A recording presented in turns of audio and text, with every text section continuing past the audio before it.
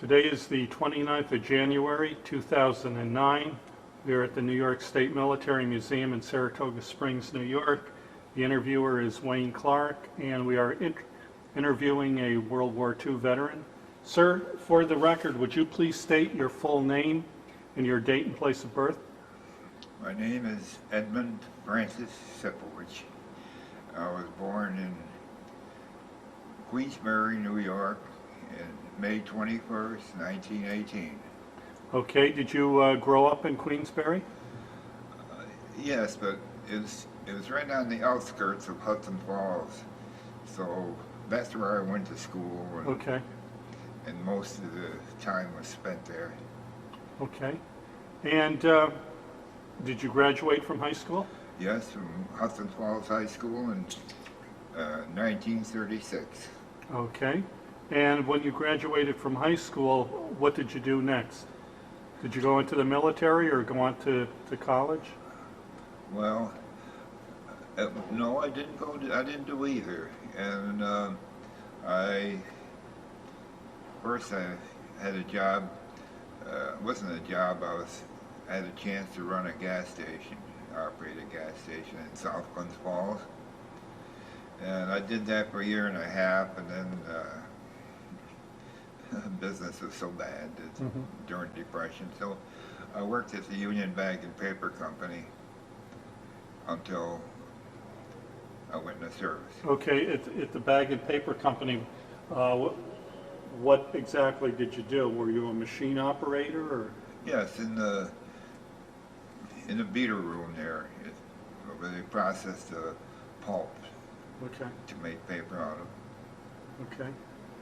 Do you remember where you were and what your reaction was when you heard about the bombing of Pearl Harbor?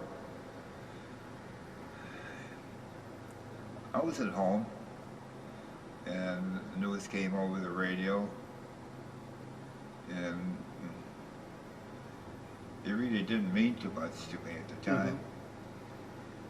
But gradually, as time went on, things changed. Okay. Did you enlist in the service or were you drafted? No, I was drafted. Okay.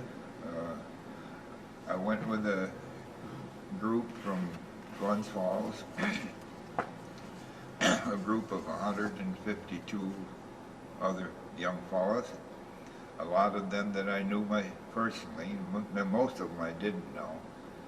And from there we went to Albany. We were inducted into the Army. Okay, and what was that date, do you recall? April 8th, 1942. Okay. All right, and once you were inducted into the Army, where did you go next after your physical and processing? Oh, went to Camp Upton on Long Island. Went there by train, the whole group. Yeah. All those that passed their physical, but it was most of us. And we got there, and of course, everything was moving so fast, you know, the shots, and equipment, and tests. I think that's where we took our general classification test there. Okay, and how long were you there? About 3 days. Okay. And so then, of course, everybody was shipping out at different times there. But after the third day, most of I think about 50 or 60 of the group from Glens Falls were scheduled to ship on that day, 3 days after we arrived there. Okay. We didn't know where we were going, though. Okay. You didn't know that you were going into the Army Air Corps at that Oh, no. Okay. No. We were on the train, the Pullman train, sleepers, 2 on the lower and 1 on the upper. And they had, I think they must have had a kitchen on there because they'd bring the food out to us. And I think we must have been on the way about 2.5 days. It seemed longer than that, but and still no one had any idea where we were going until about a day after we were on the road. There were some officers came on and they had Air Corps insignia. So then we thought maybe that's probably where we were going. Okay. And where did you finally end up? At Keesler Field, Mississippi. Okay. And I remember getting off the train there, and the band was there playing Blues in the Night, a very popular song in those days. And of course, everybody it's roll call, I don't know how often, you know, and then you're assigned to a certain group. And Was that your first time away from home? oh yeah, spending lengths of time. I have been, I had visited my cousins in Chicago, you know, but this is the first time. Okay. So you were assigned to a basic training unit? Yes. Okay. And what was your basic training like? Well, the main thing is we'd get up in the morning, maybe 5:30, and we were in a group of barracks, 2-story wooden barracks, and about maybe 12 barracks in a quadrangle sort. And there were maybe, I don't know how many of these quadrangles. And each one of these groups of barracks had a mess hall. So, and all the fellows in the barracks are from our contingent from Glens Falls. So we really weren't among strangers here this time. And like I say, it started out at 5:30. We ran about 3 times around this quadrangle, probably must have been a mile or so. Calisthenics, and then they'd have lectures, drilling. Drilling that took probably most of the morning. And mess hall for breakfast and lunch and dinner, and that was kind of a routine that went on. And those that wanted to go to church on Sunday, they had that. That was outside. It was warm there. It was, you know, April was beginning of quite warm down there. And now, did you train on any type of weaponry? no, it was strange. They had some wooden rifles there, and they taught us how to march with those. Everybody didn't get one though. Yeah. The instructor had it. And then another was a 45 automatic in one of the lectures. The instructor was showing how to use it and how to charge it. And that's about all there. But see, that was a training base for airplane mechanics. Okay. And you could hear these, they call them test cells, where these engines would be running day and night, you know. And I never saw any airplanes there, you know. But we heard this engine noise going on continuously. Now, how long was your basic training? 18 days. That's all? Yeah. We had to get out, you know, for some reason. We took a test to find out what you probably won't be more suited for, you know. And The only one I remember was it took us in a large auditorium, and it was supposed to be a test for radio. And when my group got in there was no room in there, so they put us on the stage. And we had to listen to these dots and dashes and to differentiate whether they were alike or unlike. And that was the test they gave us there. But they may have given some other tests too in that respect. So as a result,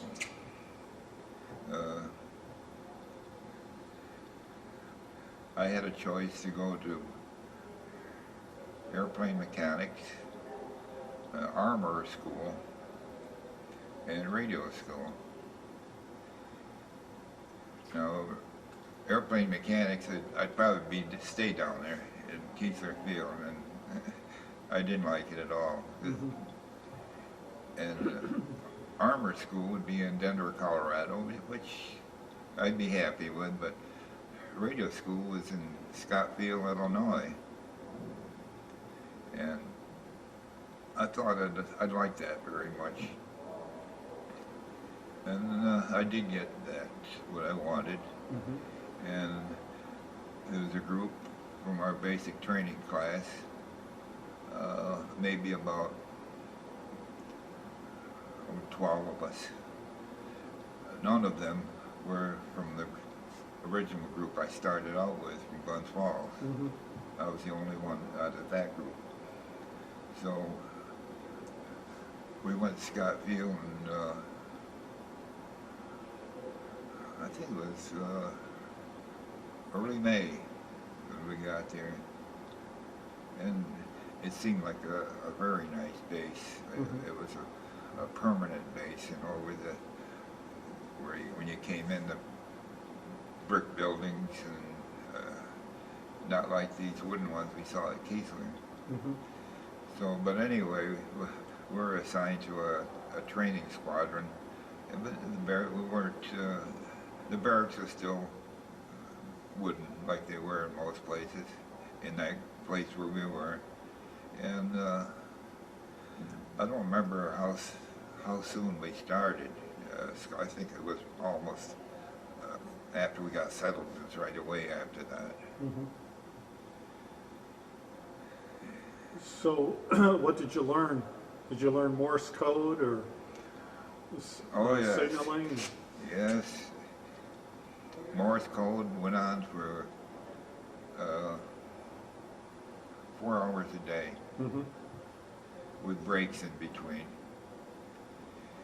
And then it'd be different phases. The course was divided into 10 phases. It started with electricity, direct current, alternating current, basic, and there's very few of us ever had any of this, but they went so fast. You know, you just they skimmed over it, and you didn't get a chance to really learn a lot of these things. And then they started on the radio receivers, the radio transmitters, the different types, oscillators. In the meantime, in half a day, it would be Morse code, you know. You'd always be walking around, and da-da-da-da. And, but the time went fast, you know. And the barracks were a very pleasant place. Everybody was nice, friendly, and I never thought it'd be like that. Now, how long did that school last? It must be 16 or 18 weeks. Okay. And Did everybody graduate? well, they took a picture of us standing on the steps of headquarters. I still have the photograph. And there must have been, in that class, in that phase, that was only a 10-week phase. So they were graduating every 10 days, a class would graduate. Uh-huh. So there must have been, 300, Okay. maybe. I'm not sure, but that's what it probably was. Okay.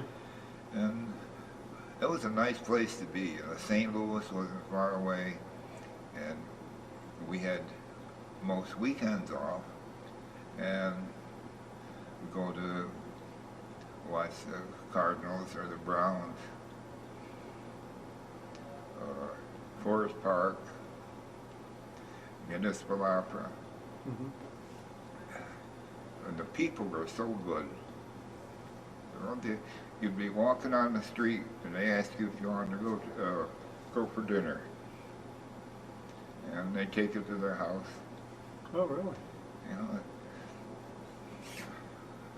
I've never been another place like that in my life. Hmm. And I was kind of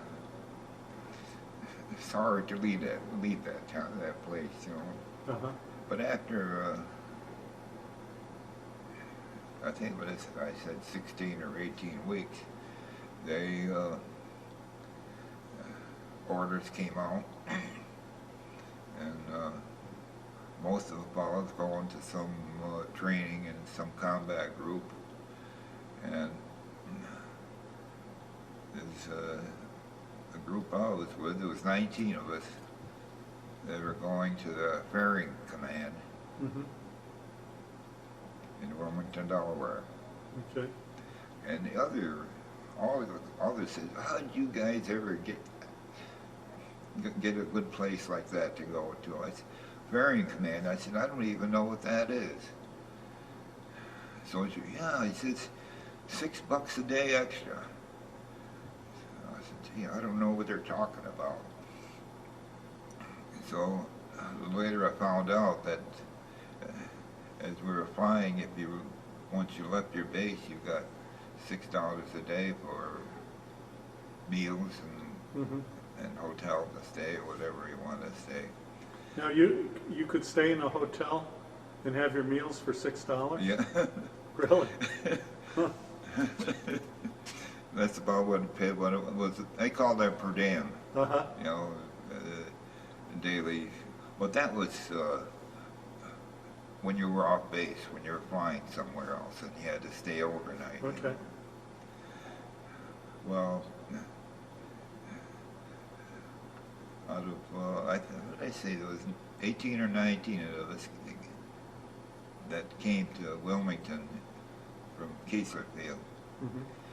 And of course, some of them got kind of rowdy on a train and drinking. And when we got to the railroad station in Wilmington, I think some of them had to be poured into the truck that was waiting for us.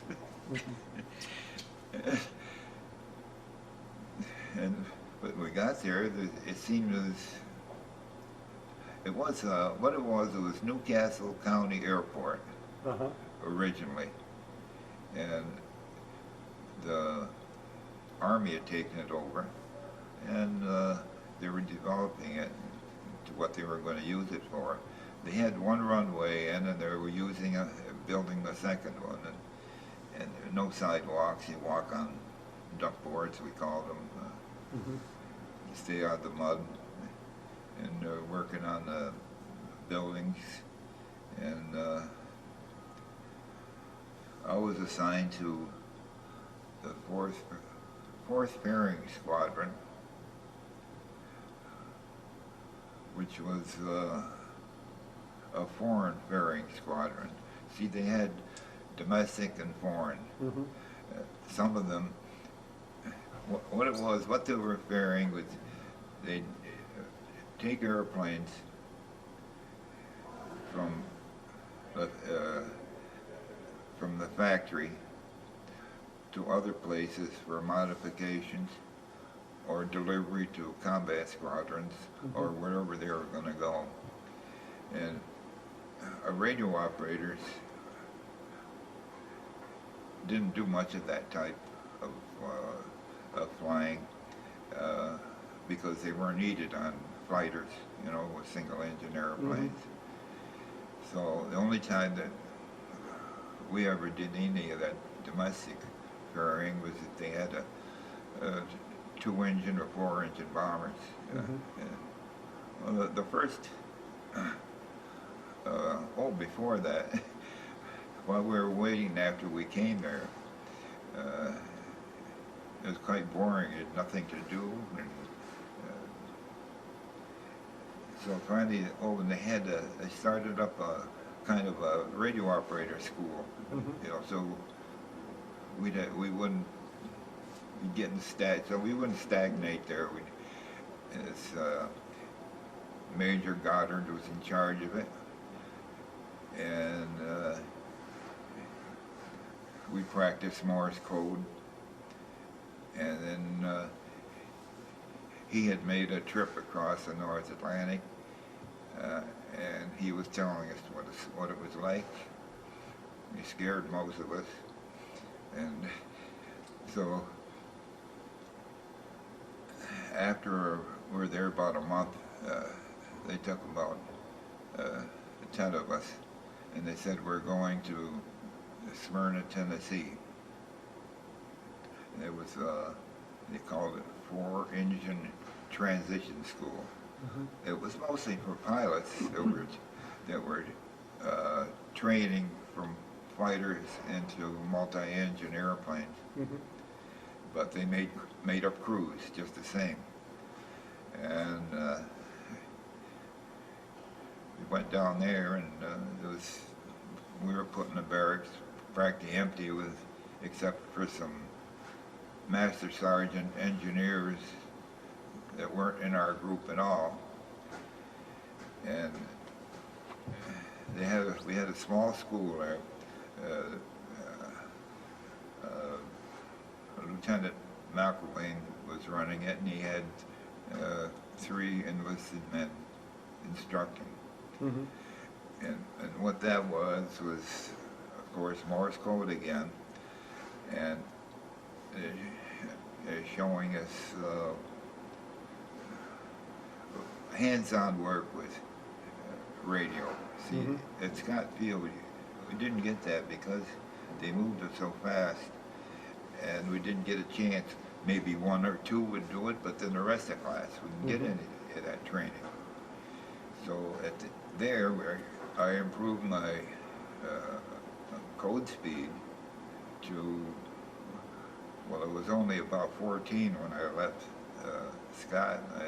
At Smyrna, I got up to 22. That's 22 words a minute I'm talking about.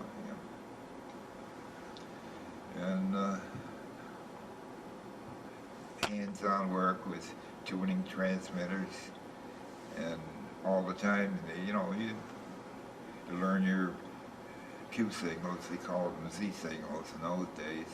You know, instead of you use Morse code, and instead of spelling out the whole message, they'd give you these 3 or 4 letter signals that would mean a sentence or 2.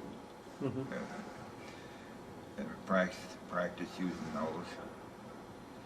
And they also, at that base, they trained glider pilots. And it was quite a sight to see those floating in, you know, after they were loose from a plane that had brought them, that took them off the ground. And while I was there, I met a fellow from my barracks at Scott. He said, I don't know how he found out I was there. I mean, I think he knew I was going there, and he was still at Scott. And so we had a nice visit with him. And he was waiting to go to pilot school, air cadet school. So after our training was over at Smyrna, they were made crews up, and some of them were going to different places. They weren't sending us all back to where we started, to Wilmington. Mm-hmm. And I know some of them went to Great Falls, Montana. There was a ferrying group there that took planes up into Alaska. Uh-huh. And I can't remember where some of the other ferrying groups were, but luckily I was reassigned back to Wilmington, Delaware. Okay. And after I got back there, and some was already on ferrying trips, missions to domestic missions. We were flying in A-30s. They were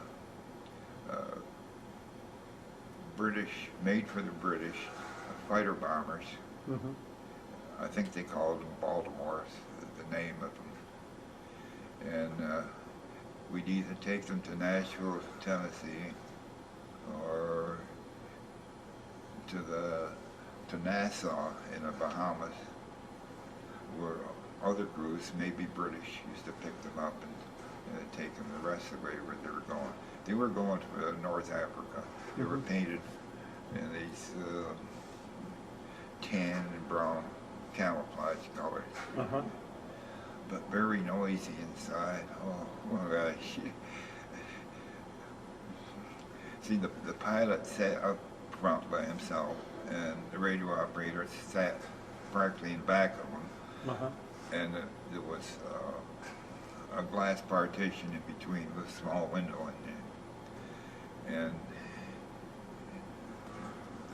the radios weren't very good at all. It was a different type of system that we had trained for, you know. And I remember sometimes the pilot would write a note to me, and I'd have to tune in radio range when he needed changes, you know, on the way down. And then I went on several missions there, and to Nassau, and then I think it was in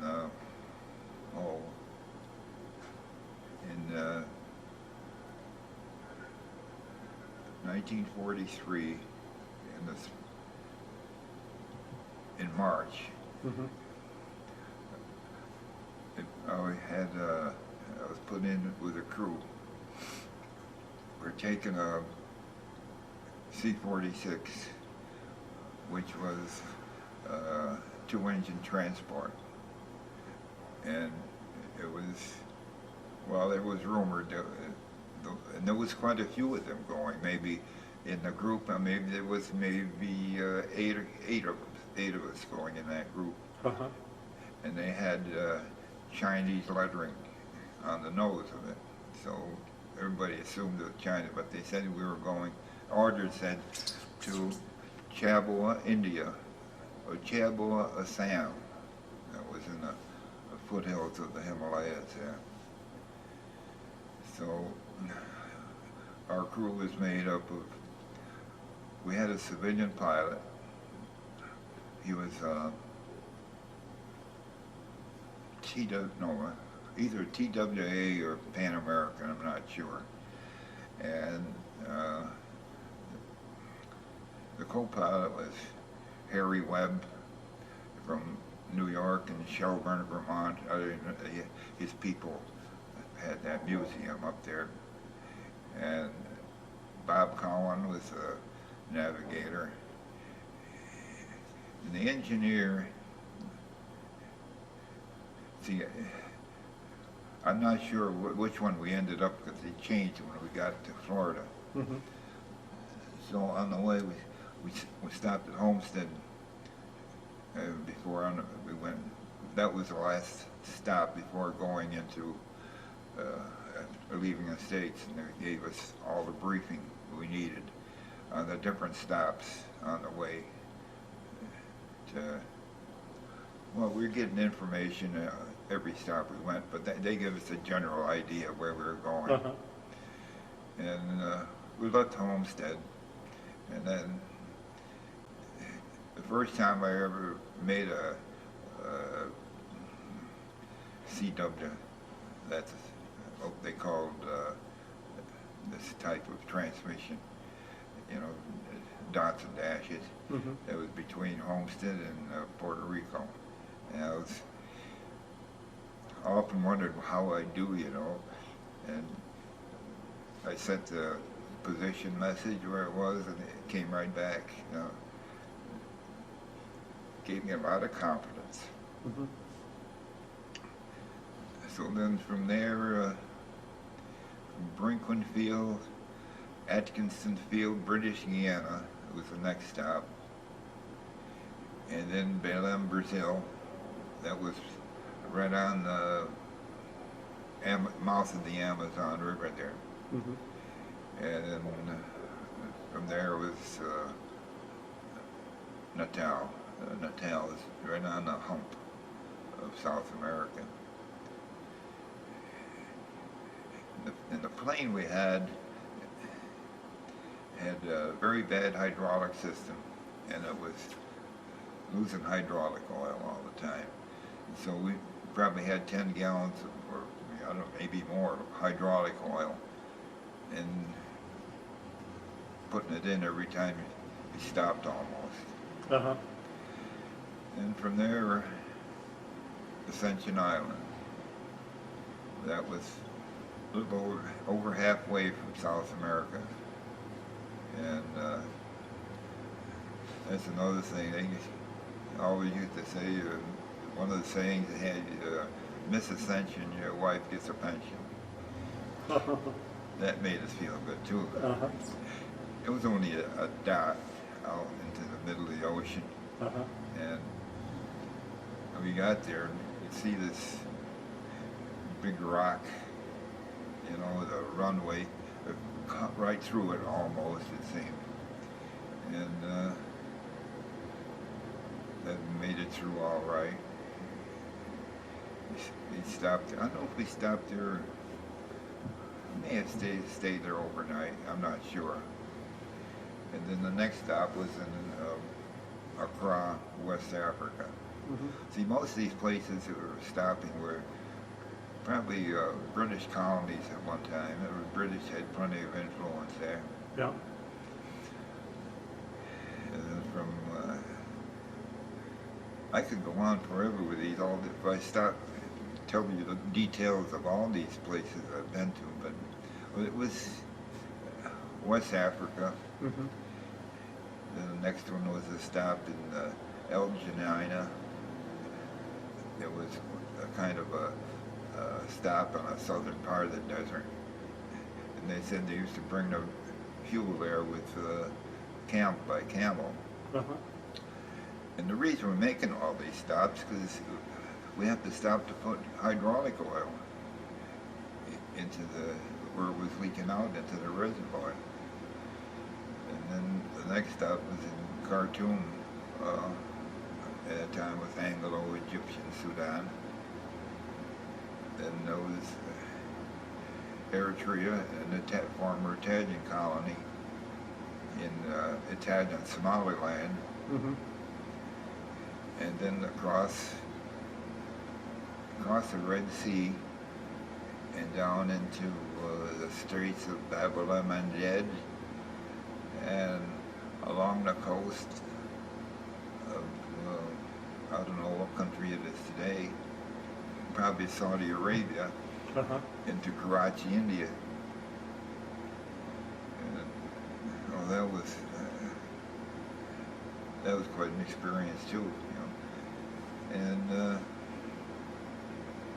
then another stop is in Gaya, India. It was supposed to be the birthplace of Buddhism. And all these places, get a chance to go out and take a look around, go into the towns, and then from there was Calcutta, India, and then Shabua. I and that was the end of the line for us. Okay. And we got there, they wanted to keep our crew, all except the pilot. He was a civilian, so he just left. Uh-huh. We were, the rest of us are waiting around with, to go back, hopefully. But they said they wanted to keep us there and to break in some crews to fly over the Himalayas and to Kunming. Mm-hmm.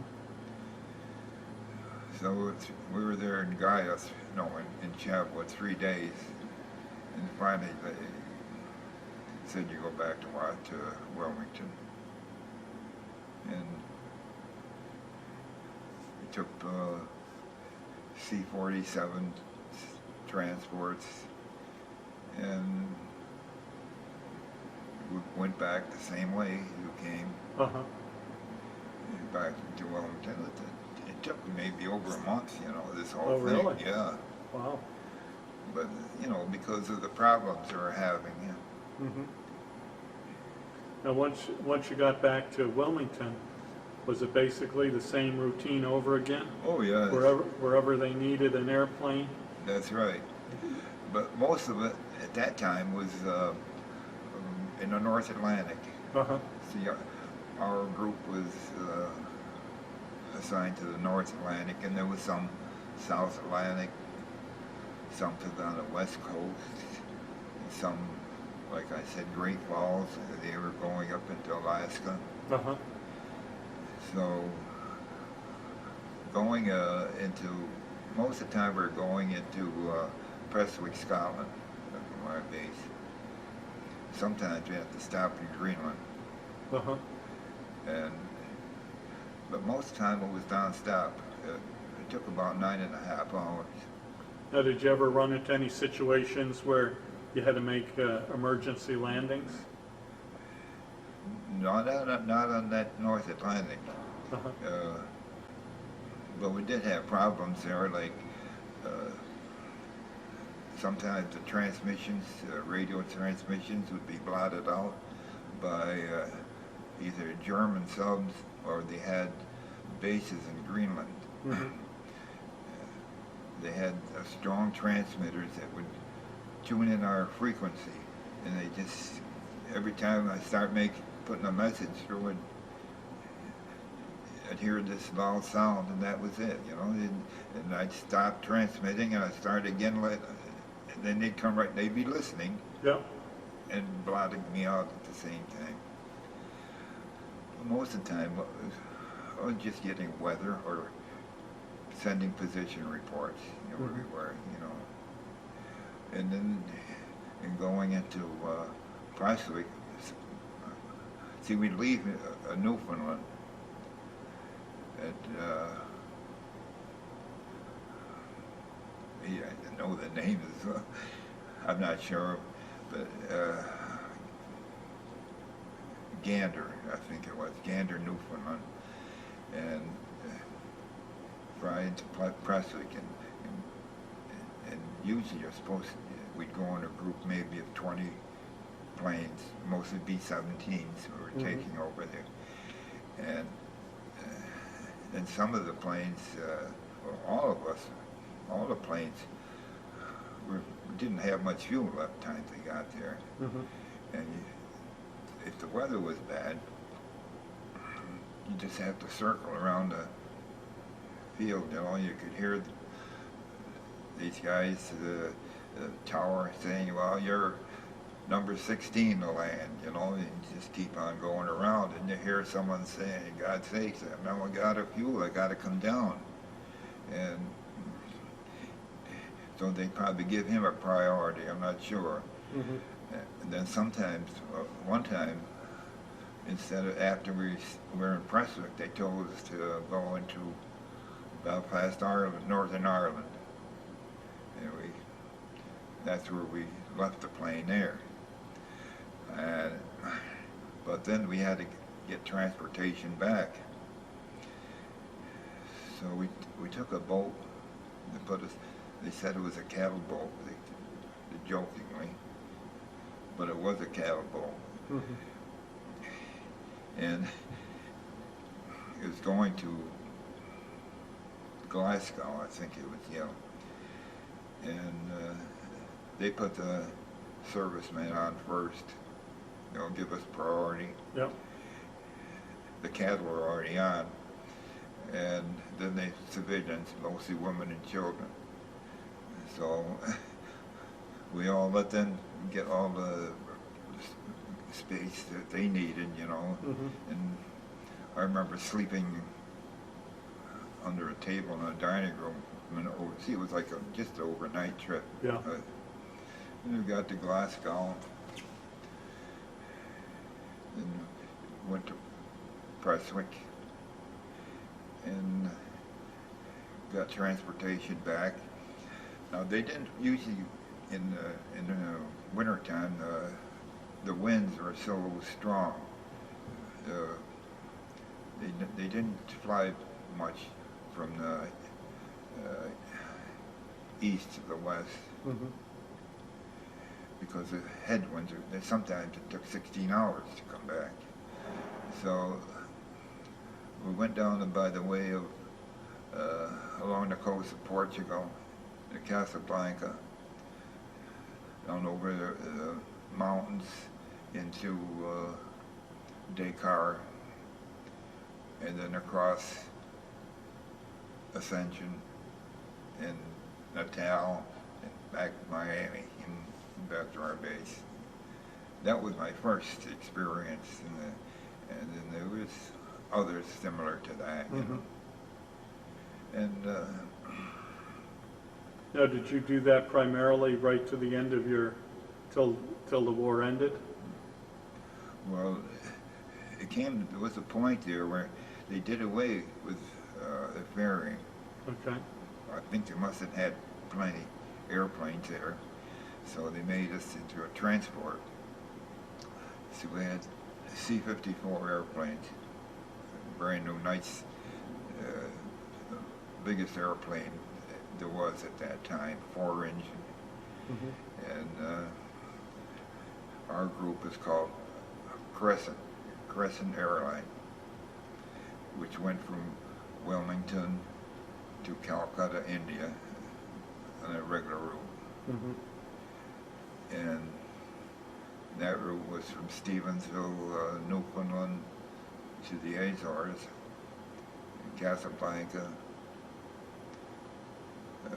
Tripoli, Libya, Cairo, Egypt, Abadan, Iran, Karachi, Calcutta, Mm-hmm.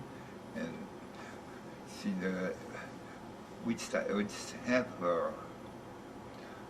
stops. At each stop, maybe there was 5 crews ahead of you. So the 5th airplane that came in was the one you took. And sometimes we'd stay there 3-4 days before the 5th airplane came in. Sometimes it'd stay overnight, and it was time to go. Mm-hmm. And on occasion, I remember different things that happened. One time, we got one plane, and all there was in the plane was a lieutenant colonel sitting with a Tommy gun, and in the center of the plane was looked like wooden kegs about this big, and I don't know how many there were, and they're all tied down, And then we found out that was gold that was being sent to China, to Chiang Kai-shek, so he could pay the warlords over there to, Mm-hmm. To keep things the way they were so that it wouldn't change. Yeah. And we never found out how many other planes there were, doing the same thing. Now, were you ever under attack by enemy aircraft at all in any of these missions? Not directly, no. But on the ground,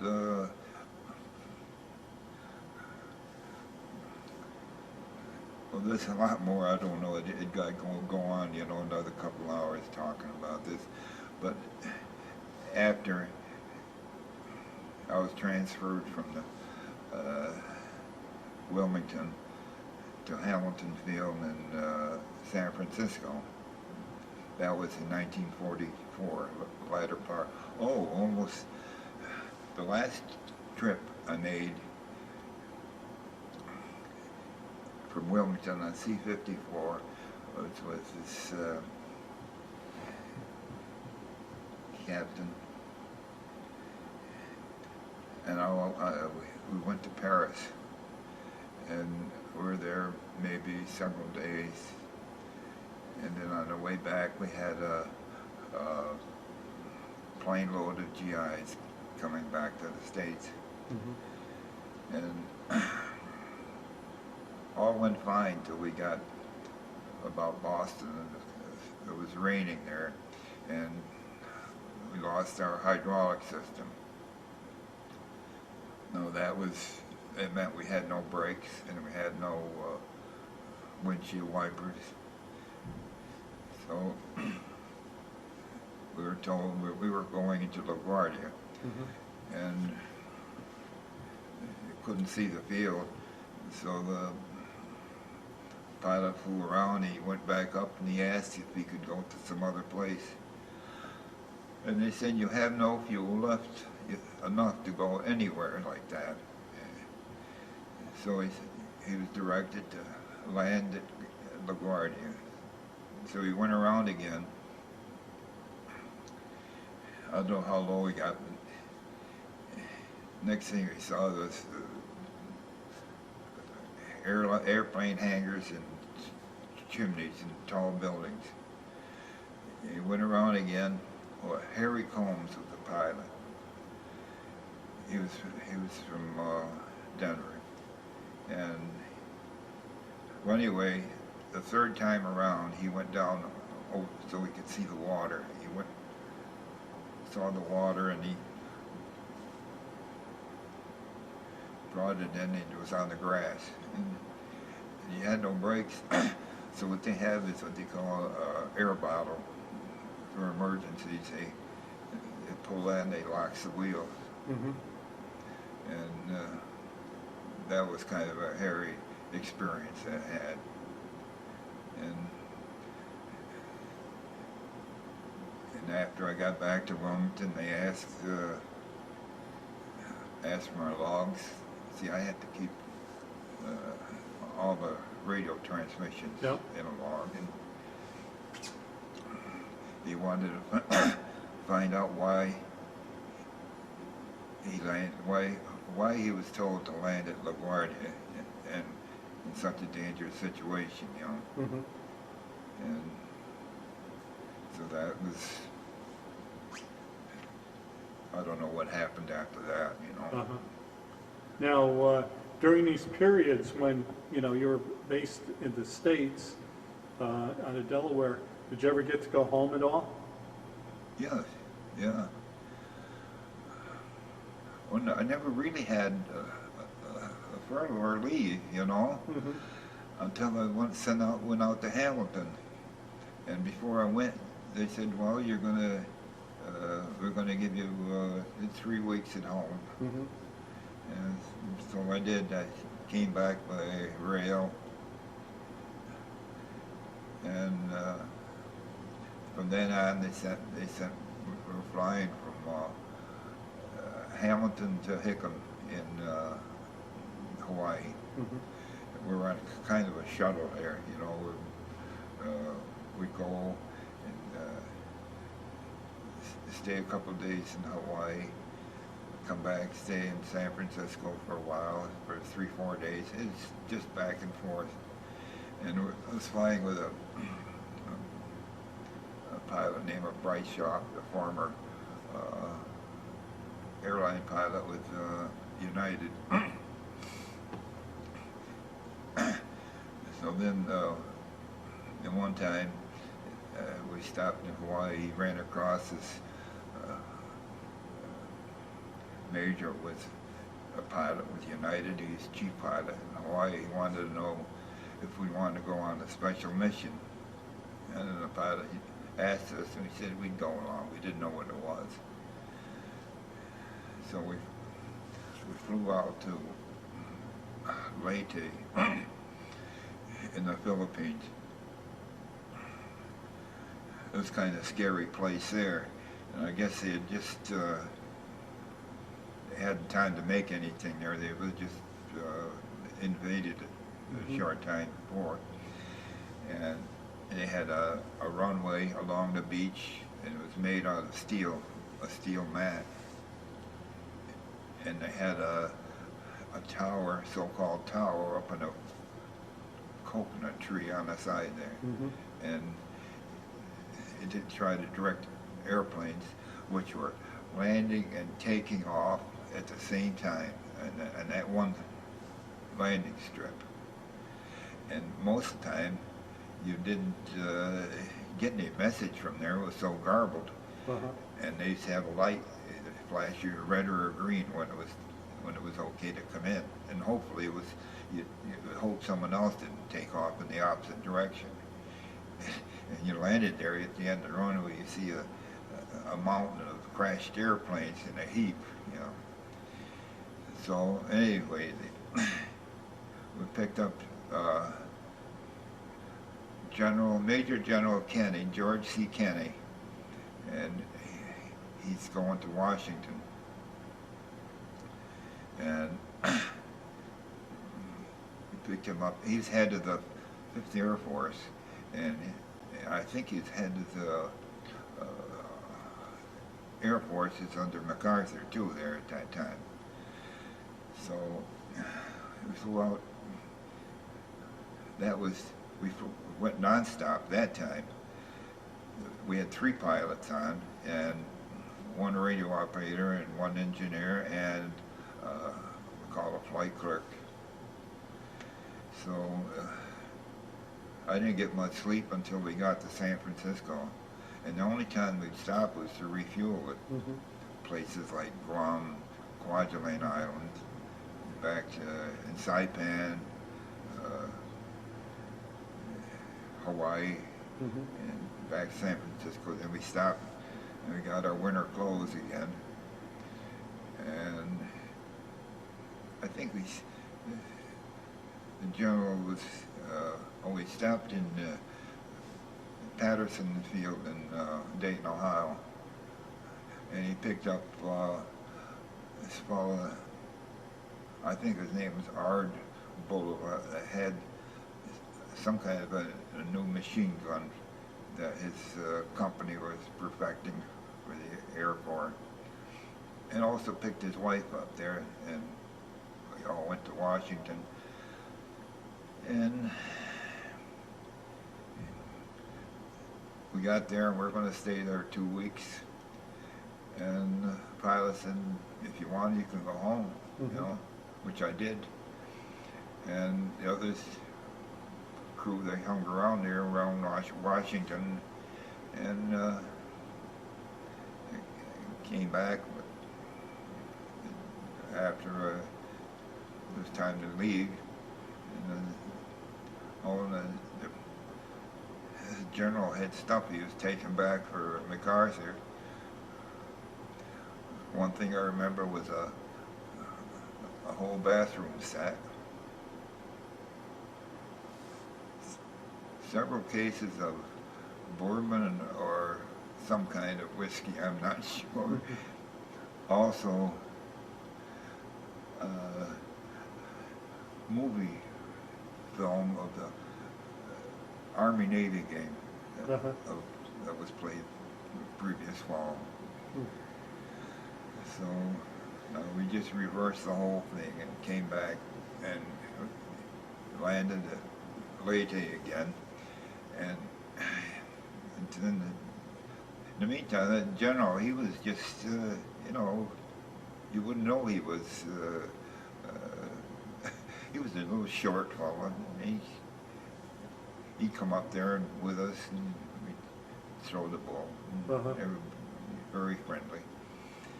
So from Leyte, we're supposed to go to Manila to deliver the goods to MacArthur. And the field that we were landing at had just been bombed, and it was patched up, Nichols Field in Manila. And the main field was Clark Field, which was north of Manila, so I don't know why we didn't go there. We had to go anyway, he dodged all these holes and everything coming in. And then I remember the general left there to discuss these things that they were talking about when he was in Washington. He did visit with the president there. I found out later in a book that he had written. Mm-hmm. And so then from after that was over, we drove through Manila, which was devastated. You know, I never saw such devastation in my life. All the buildings were ruined, and they just had a pathway room enough for a Jeep to drive through if you wanted to go anywhere. And they were still fighting in a place on the outskirts they called Intramuros. Old walled city it was. Mm-hmm. And from there we went back to Tanwan, which is in next to Leyte, where his general's base was. And then he had to go to Australia. So we went down to Hollandia in New Guinea. We refueled there, and we started out for Townsville. It's northern Australia. And on the way, we ran into a bad storm that night, right near the tip of New Guinea at Port Moresby. Mm-hmm. So we had to go up 16,000 feet hoping to get over it, but it just couldn't make it any higher. And the plane is just twisting every direction. You know, it's so violent. Needless to say, as I was saying a few prayers too. And that lasted maybe, I don't know, 5-10 minutes. You know, and we did get through it. And a piece of the cowling on one of the engines had blown off. And landed in Townsville and Brisbane and Sydney. Mm-hmm. The general got off then, and we stayed in Sydney a few days, and then we're supposed to go back. So the two pilots said we'd go back a different route. We started out through New Caledonia, Fiji Islands, Christmas Island, and Hawaii, and back to San Francisco. And then when I got back, I found out that I was being transferred permanently to Guam. And now, what year was this? Pardon? What year was this? It was early 1945. Okay. And so our crew went to Guam, and from there we were going into Philippines and Okinawa mm-hmm. at the time. And some bad storms. I think they call them typhoons there. Mm-hmm. And all in all, the weather in the Pacific was milder than it was in the North Atlantic. Mm-hmm. And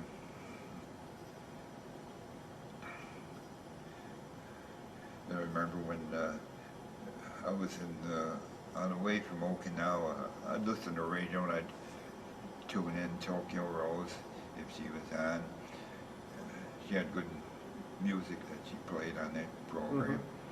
Mm-hmm. And on one of the occasions, I was listening to the news there, and they're saying that the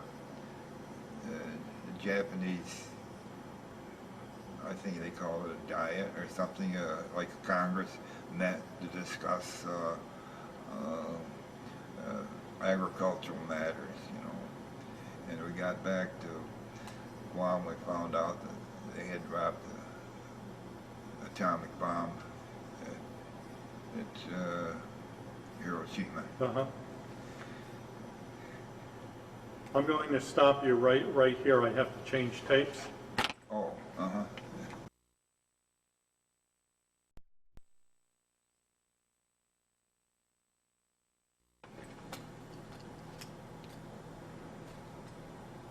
Okay, you mentioned the dropping of the atomic bombs on Hiroshima. Did you have any idea of the devastation that they caused? Were there any rumors or news about it initially? No. At that time, they didn't give you too many details. And all I know is they said that the war is going to be over soon. Mm-hmm. And so then they said, you guys are going to Okinawa and prepare for the occupation. Mm-hmm. So we went to Kadena, a brand new base still under construction in Okinawa. And at that time, coming into Okinawa, there was ships as far as you could see everywhere. Mm-hmm. And I used to have a kind of reservations flying over them, you know, because they used to, these kamikazes used to come in there and all hell would break loose, you know. Yeah. And the only time I saw anything like that was they were bombing outside of where we're airfield we were going into. They're bombing some of these Japanese that had places that they were fighting from, you know, at the time. Mm-hmm. They were at Yantan, that's when we were landing. They were picking up, we were taking wounded out of there. And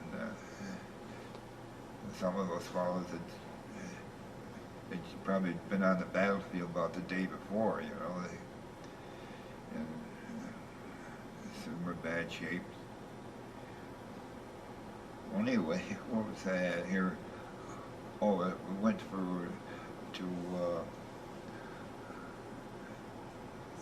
Kadena for occupation. In the meantime, it seemed like all the groups from the United States had these C-54 airplanes like we had. They're all coming into the same place there. And you'd see friends that you ran across everywhere, you know. Mm-hmm. Back some from Wilmington, you know, some that you knew from Nashville, and they're all there now waiting to go in to, we're going into Tokyo. Uh-huh. The airfield was at Sugi. It was right in Tokyo. So we didn't go in right away after they signed the peace treaty. Must have been there another week or so. So on the first trip we were supposed to take in some barrels of gasoline, and they had no means of unloading there, so they said, well, somebody said, you roll them out and kind of let them down with some ropes or something, you know. And I said, that would never work. I didn't think it would. So then they said, well, they'll have some forklifts there, probably unload them, you know. And it was a short runaway at that Sugi.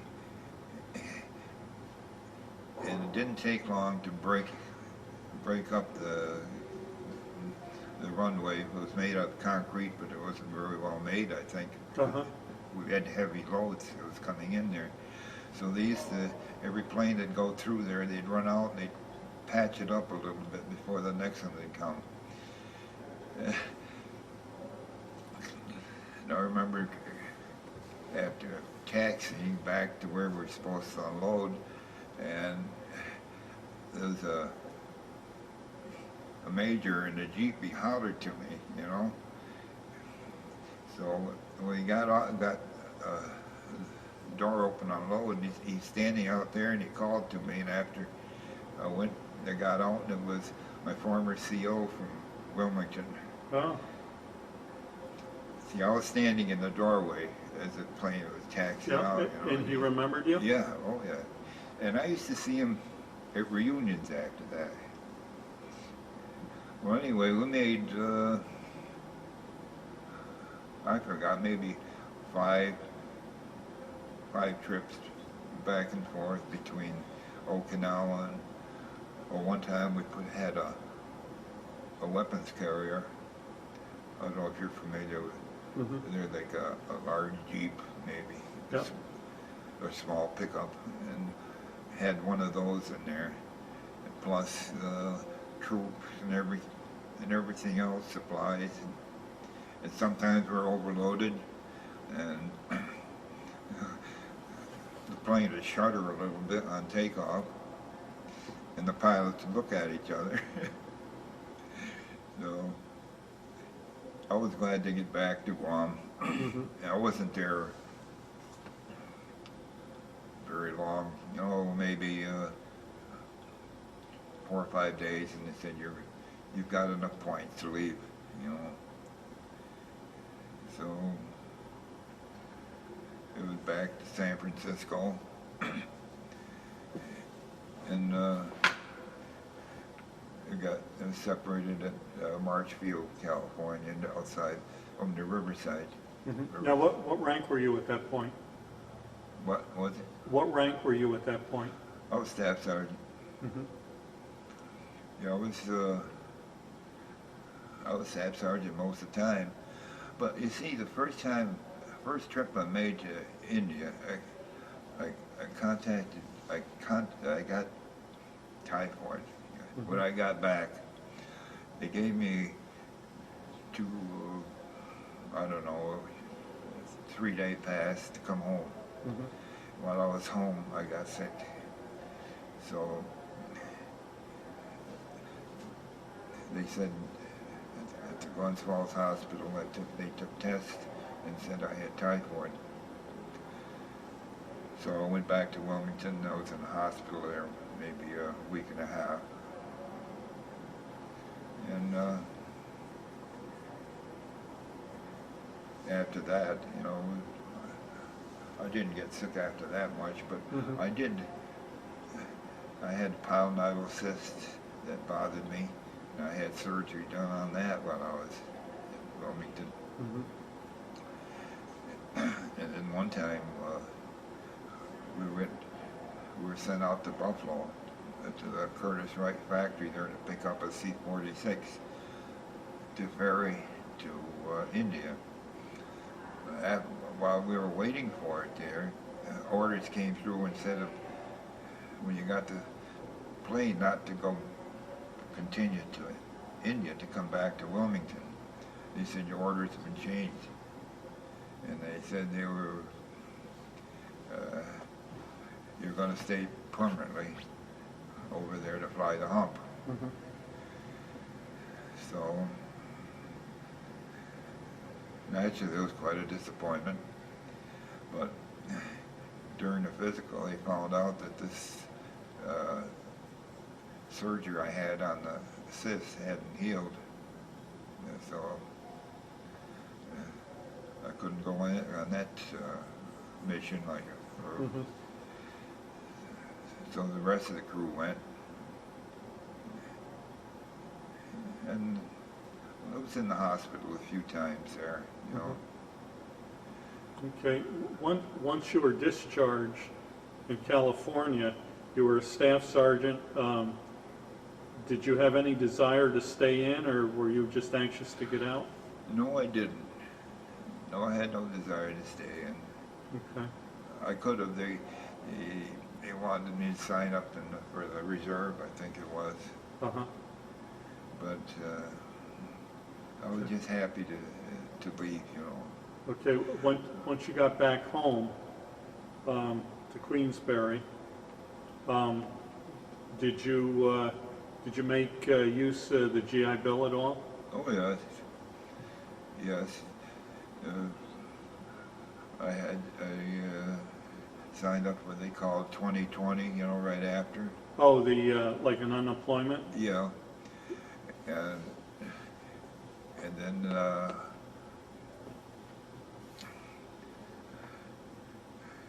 I signed up for an apprentice program, machinist apprentice program at Sandy Hill Iron and Brass in Hudson Falls. Mm-hmm. And that's Did you use the GI Bill to buy a home at all? no, Okay. no. Okay. So you became a machinist. Hmm. All right. And I was able to make a decent living, you know, doing that for the rest of my life, working on his career, and I was very fortunate and made over the years, my wife and I, we made a few investments that turned out well, and we had a good life. Okay. Did you join any veterans organizations at all? Oh yes, yeah. Well, I belong to the American Legion, and also that ferrying group, the second ferrying group in Wilmington, I didn't find out until they were in existence several years. And when I did, I joined them, and they called them the Wilmington Warriors. And there are all these the flyers from that were stationed there, and they used to meet in different places. So you attended reunions then? Oh yes, oh I went to every one. Uh-huh. And we've had them, well the first one I went to was in Wilmington. Yeah. And San Jose,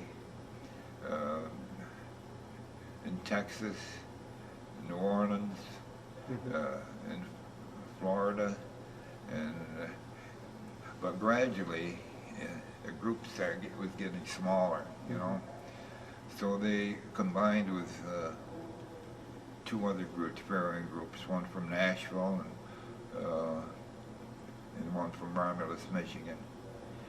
And everybody practically knew each other. If they didn't, you knew somebody that knew somebody, and somebody that went to the same places or experienced the same things you did. And most of these usually took place at air bases or close to air museums. You know, like Dayton, Ohio has an air museum there, and Savannah, Georgia has the museum of the 8th Air Force, and of course Washington. We went to a couple of times in Washington, you know. And now, well, I went last year. I've been going to them. They had one, it was in Washington, and we went to a museum at Chantilly. It was about 30, at Dulles Airfield, Airport. And that was very good, you know, it was nice. And this year, I think it's in San Diego. I don't think I'm going to go to San Diego. Next year it's going to be in Orlando. Okay. Maybe Orlando. Now, the crew you flew with mostly, are any of those guys still living that you know of? Not that I know of. But this major was our squadron CO. I used to see him at every one of those up until 2 or 3 years ago when he passed away. No. You know,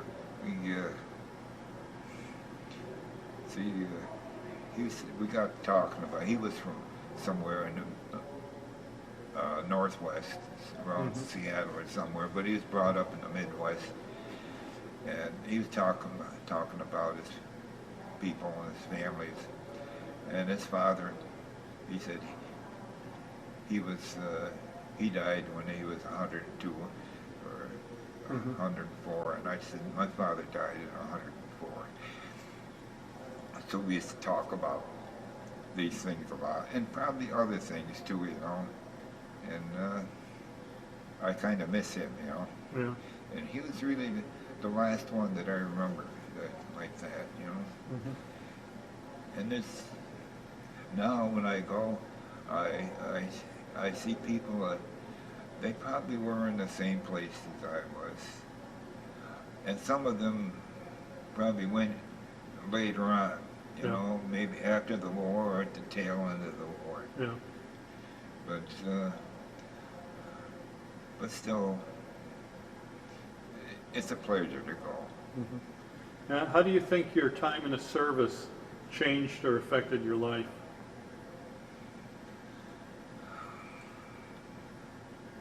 Well, I think I got so I pay closer attention to a lot of things, observe things, and remember them more. That's what I think. Okay. And how to get along with people. Okay. You know, you had to depend on the ones you worked with, you know. Yeah. They depended on you and you depended on them. That was very important. And you were hoping that what you did was the right thing, Brandon. Okay. All right. Well, thank you very much for your interview. Well, thank you very much for having me do this for you. Well, it was a pleasure.